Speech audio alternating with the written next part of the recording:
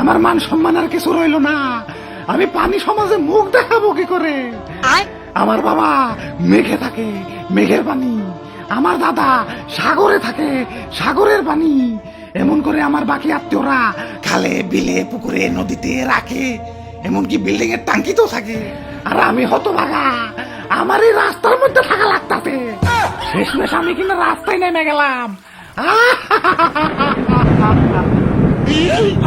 বৃষ্টি হোক, আরো বৃষ্টি হোক। একে তোর রাস্তা থেকে বাইরে পারতাছি না, তার উপর খালি বৃষ্টি হোক। আমারে কি রাস্তার এখন স্থায়ী বাসিন্দা বানাইবে নাকি?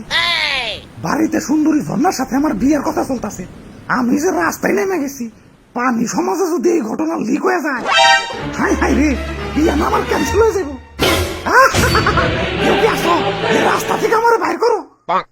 বাবা, ভাই রে ভাই, যে বন্যা হইছে আর একটু না সরমলতা সব তো তলিয়াই যাইব। বন্যা হইব না, এটা ঢাস শহর। ব্যাঙ্গে হিসু দিলেই পানি জমা যায়, আর হেনে তো ধুমছে বৃষ্টি। কপাল ভালো তো ছোটবেলায় বাপ মাই হরলিক্স খাওয়াইছিল, নইলে তো বন্যা এখন হাতুর পারন লাগতো। ওরে বাপুরে, কি বন্যাটাই না হইলো। ইয়া রিক্সা না অর্ধেক দুই গেল। ইয়া যাক তাও ভালো, ইয়া প্রাইভেট কারের সে উঁচাই আসি। কপাল ভালো তো আল্লাহ বড় লোক বানায় নাই। বড় লোক হইলে তো প্রাইভেট কার থাকতো। আর এখন এই বন্যার মধ্যে ডুবতে গাড়ি চালান লাগতো। আল্লাহ যা করে, এ ভালোর জন্যই করে। কেউ কি আসো, আমার এই রাস্তা থেকে বাইর করো। আমি তো এই রাস্তায় থাকার লোক না। ওরে বাপুরে, ইয়া তুমি কেরা? আমি এই পানি সমাজের এক কলঙ্ক। কপালের লিখন, টানা বৃষ্টিতে এই রাস্তায় জমে রইছি। এখন রাস্তায় জমছি ভালো কথা, কিন্তু রাস্তা থেকে তো আর বাইরেতে পারতাছি না।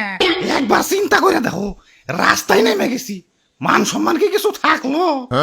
এদিকে ঝর্ণার পানির সাথে আবার আমার বিয়ার কথা চলতেছে। তোমরাই ভাবো, এই রাস্তার পোলার সাথে কেউ মেয়া বিয়া দিব? হ্যাঁ, আমার এই রাস্তা থেকে বাইরে তৈব। এই যে ভাই, এই রাস্তা থেকে বাইরানোর কোনো রাস্তা নাই? আছে তো, ওই যে ডেরেন। ওরে বাপুরে, আবার কি হইলো? এটা কি ড্রেন? তার চেয়ে ভালো কেউ শুয়ের ভিতরে যে 2-3 বার রাউন্ড মারি। যে সিপার সিপে, একে তো সিপে, তার উপরে ড্রেনের ভিতরে পলিথিন প্লাস্টিক যে জাম বাজিয়ে দিছে। ড্রেনের ভিতরে তো ঈদের জাম লেগে গেছে। আবার কি জানি রাবারের মতো দেখতে, টান দিলে বলে সি হোয়াট টু। খোদা, আমারে ফালাইছো এই রাস্তার মধ্যে ফালাইছো কেন? মাঠে ঘাটে ফালাইতে কমসে কম খাল বিল দিয়ে তো বাইরে যেতে পারতাম। দুঃখে আমার বুক বেশি যায়।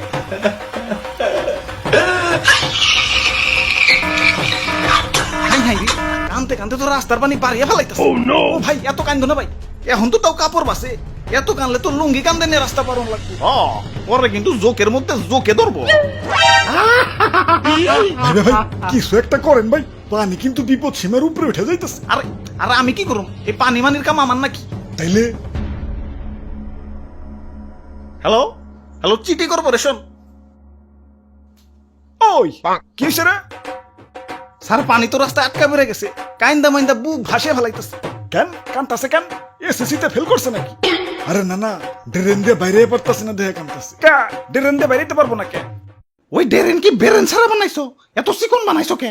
আমারে কি আলাদিনের দৈত্য পাইছো? যে আলাদিনের দৈত্য ছোট্ট চারাগের ভিতরে থাকে দেখে আমি এই ছোট্ট ড্রেনে ঢুকুমু? আমি দৈত্য না, আমি পানি। আর ড্রেন কি আমাকে জন্য বানাইছো না ময়লা আবর্জনার জন্য বানাইছো? প্লাস্টিক যায় জাম লাগাই দিছে। হ স্যার, ড্রেনটা একটু ঠিক করা দরকার। পানির সাথে সাথে আমরাও খুব কষ্টে আছি। কত কালার এই লুঙ্গি উঁচা করে চলাফেরা করুম কন? চিন্তা করো না, সামনে আমাগো মেগা প্রজেক্ট আসতেছে। 2050 সাল নাগাদ ড্রেনের সমস্যা আর থাকবে না। 2050 সাল?